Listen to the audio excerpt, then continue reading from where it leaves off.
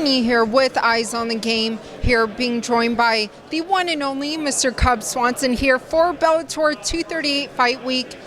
Your teammate, your friend Juan Archuleta is fighting this weekend. How do you foresee that fight playing out? I mean, he's fighting a game opponent. Henry Corrales is no joke, so we took this fight very serious. And as the fight camp progressed, Juan just looked sharper and sharper and sharper. Everybody we threw at him, he works so hard at the details that it makes me feel very confident going into these fights. So I'm very confident in his performance that he's going to give, even though that we're facing such a tough guy. Now, I know you just spoke to the Schmo and you told him your knee is healing up nicely from Quintet, the unfortunate injury that happened.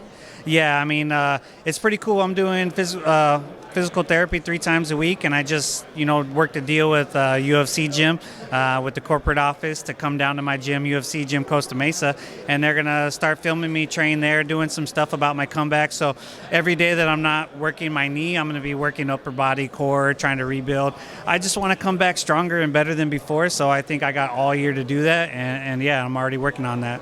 But did you have a good holiday with your kids? I know they've been keeping you busy, right? Yeah, it was kind of a crazy one. My wife had she had to get a couple of her wisdom teeth pulled. That was pretty major. And 2 weeks later, I had my knee surgery, and that was right before Christmas. So we were kind of laid up at the house, but in a lot of pain, both of us. But we got to watch the kids open tons of presents because my mom spoils them.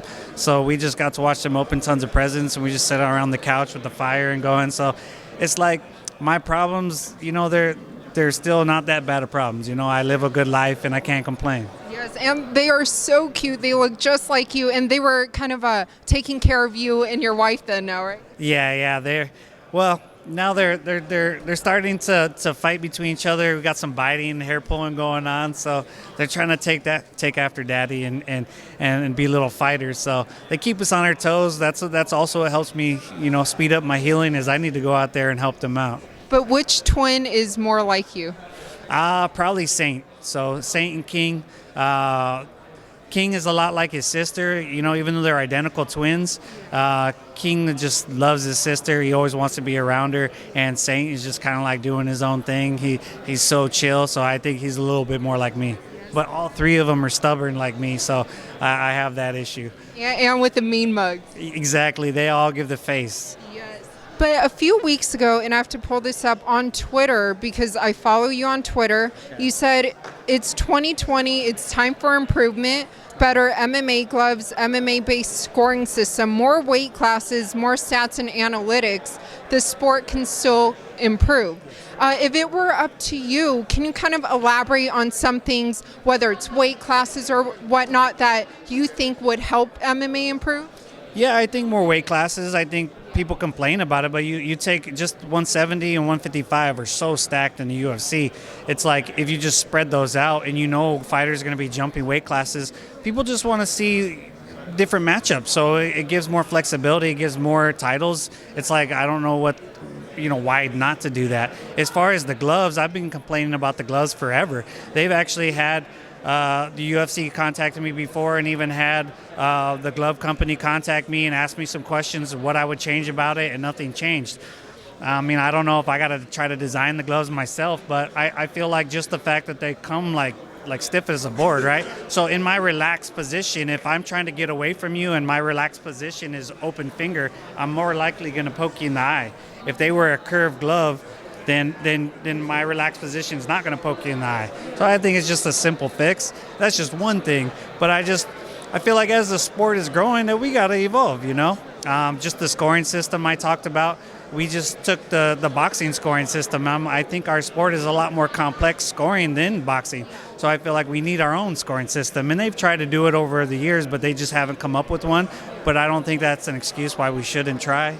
Now, when you mentioned the weight class, 155, 170, very stacked, are you trying to propose maybe 165? I think 165, 175 is like the first ones that should come. I mean, they had the 145-pound division, added that for the women, and they only had like 3 people in the division. It was like, It didn't make any sense to me. Well, did you hear the Schmo ask Dana White at the UFC 236 press conference about the 165 division? No, I didn't. What do you think?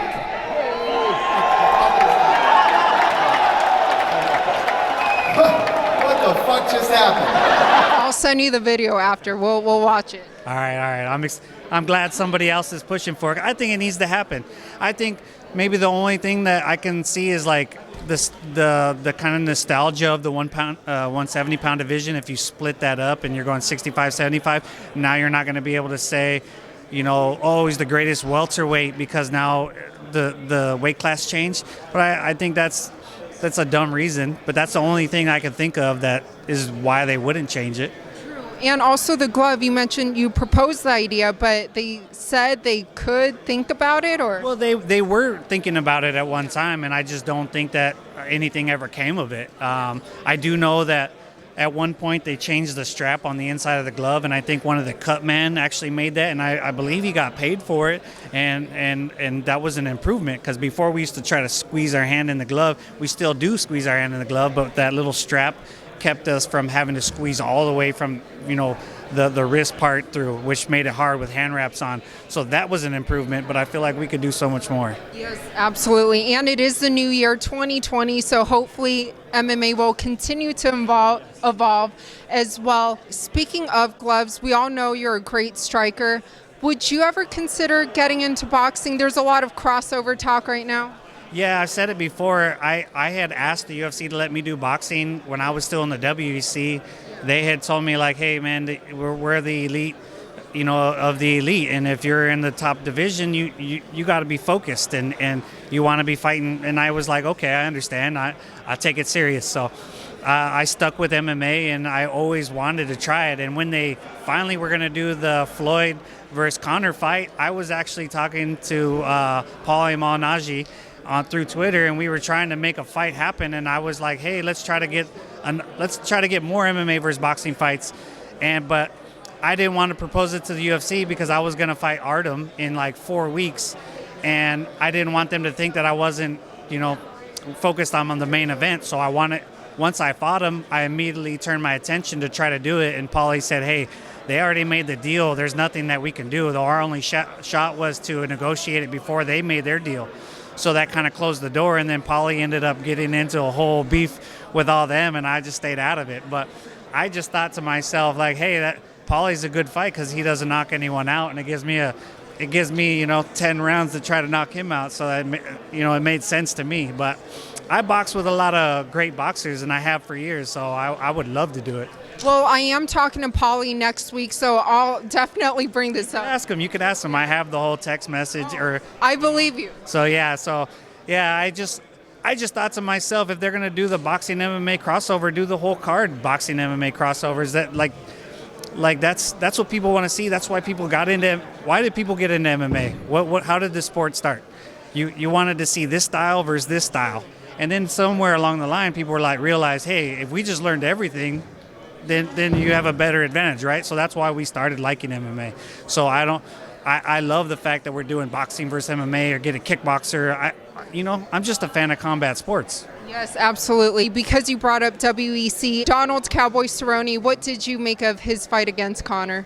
Oh man, I'm bummed out for him because everyone just wanted a great fight, and it was a little short, and I think people were saying he threw the fight and stuff. And it really angered me.